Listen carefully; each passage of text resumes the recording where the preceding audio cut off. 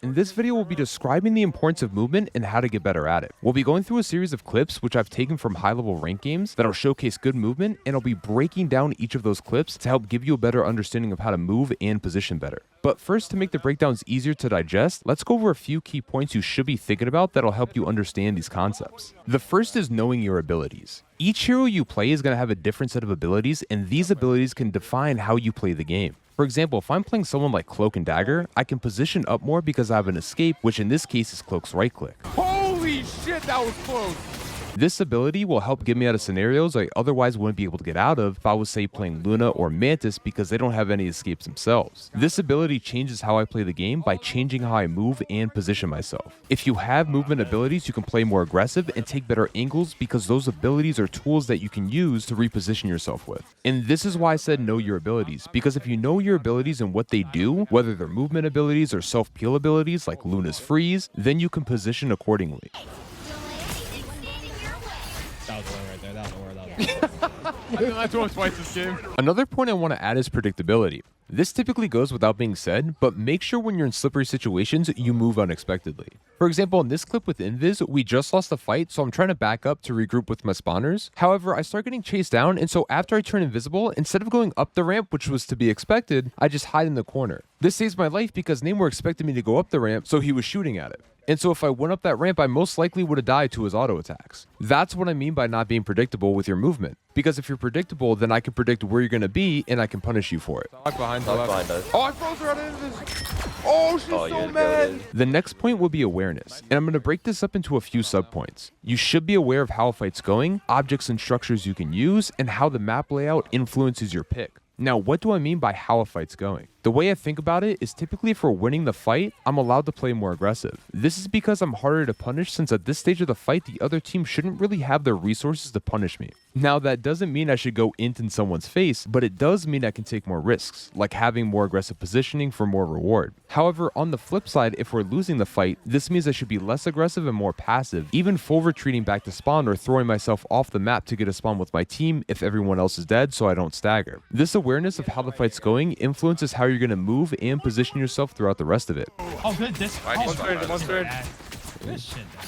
How about understanding how to move around objects or structures? Why is this beneficial? Well, these allow you to do things like jiggle peek or LOS the enemy, where you're playing around an edge or a corner of some building or object, and this minimizes the damage you take while also making you harder to kill, both because you're taking less damage and because you're making it more difficult for the enemy to get a lock on you, which means they might lose interest and go for someone else. It's also really good against sniper type characters like Hawkeye or Widow because it makes it more difficult for them to hit you if you're jiggle peeking or just playing around a corner versus being out in the open, making yourself an easier target. I can't play this character into that. See, the whole point of having good movement and positioning is to make you harder to kill and create more opportunities for you to make plays. So if you're playing around these objects or these structures that are placed for you on the map, you're creating situations where you're able to live longer and do more overall, whether it's damage or healing. This leads me to my last point before we get into some play breakdowns. How the map influences your pick. A lot of times what I'll do is I'll see what map I'm playing on, and that'll factor into what heroes I want to pick. For example, if I'm playing more vertical type maps or even specific points, say like Central Park's first point and I'm on defense, I have so much height I can play. So I want to pick characters that can access that height, making me harder to kill, like Invis Woman, Cloak and Dagger, Loki, or even Rocket.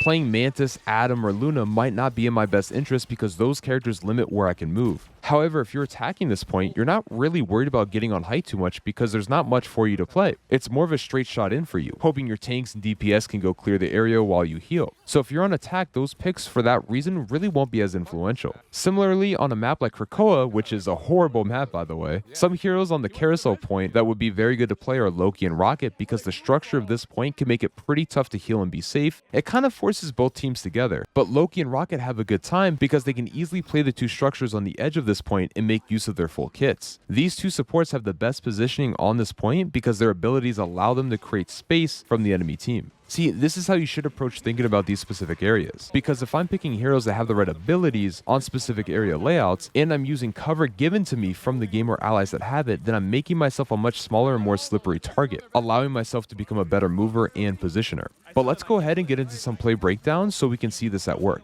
For this clip, something interesting happens in it, and it's a good way to showcase positioning. So off the rip, we're getting pushed back because we're losing the fight. So I had the awareness here to fall back with my team because I realized, hey, we're not winning this and they can easily aggress. So after my failed attempt to pull the wolf off my mag, I realized I'm in somewhat of a bad position because I'm out in the open, half my team is behind me, it's a mess. So I have two options here. The first is I can jump back onto the ambulance and play the height or the back of it for cover. The second option is to reposition myself using my jump back towards my team in the tunnel. We choose the later of these two options, and something very interesting happens here that I didn't mention earlier on in the video. But before I get into that, this was the better play because now we're LOSing the enemy so they can't see us at all, and I'm still allowed to heal my teammates. The enemy has lost track of me, so they'll most likely be focusing on what's in front of them, allowing me to freely heal. But the interesting thing here is that not only did I reposition myself to use the cover better, but it's also a better position to get the maximum value out of my healing. Because remember, Invis Woman's autos penetrate, allowing me to heal multiple people at once. If I end up playing the ambulance here, I'm perpendicular to my teammates in that case, and that would actually make it a lot harder to heal everyone at once. But when I position back here or parallel to my allies, now my autos have a straight shot at hitting all of my allies here. So instead of healing 80 per auto, I'm really healing between 160 to 240 HP per auto because I'm hitting multiple allies at once with them. And this is off the back of the way I chose to position. Had I chose the other route, I'm not healing nearly this much per auto. And arguably, this is what leads us to turning the fight around and winning it, because I was able to become a healing powerhouse off the back of how I positioned myself.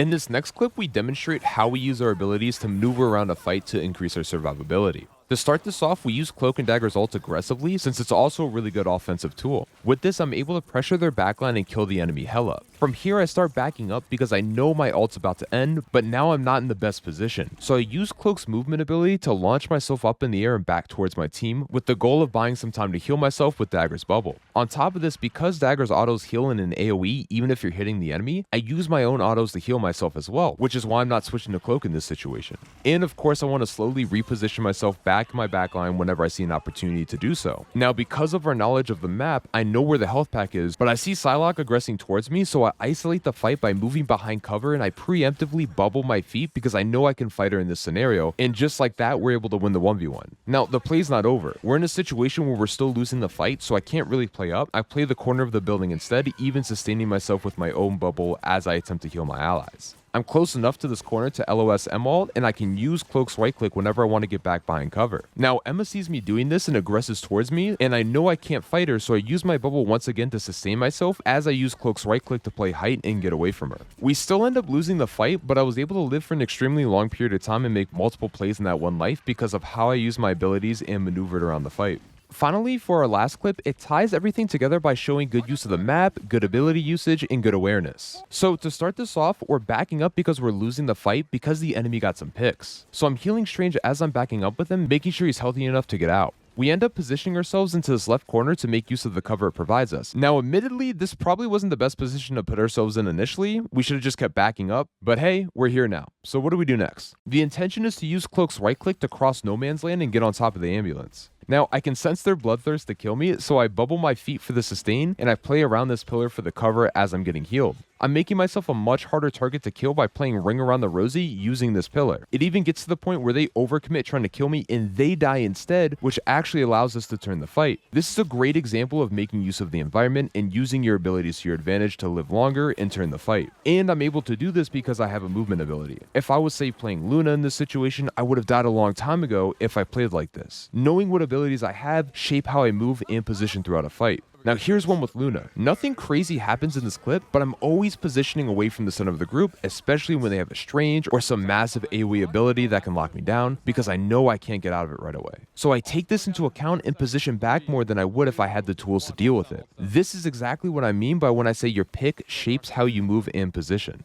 So hopefully you learned a lot watching this video. If anything, hopefully it gave you more ideas, more things to think about while you're playing, and give you a better understanding of how to move and position. Even though I geared this video towards supports, everything in this video still applies to any role. You just need to think about all of these elements while you're playing. And the more you play with this understanding, the more it becomes second nature to you. Moving and positioning in any game, not just rivals, is one of the main things that really separates the really good players apart from the average players. One of the other main things I would say is aiming. But having better movement allows you to live longer, and having better positioning creates more opportunities for you to make more plays. I hope you enjoyed this video, and until the next one, see ya!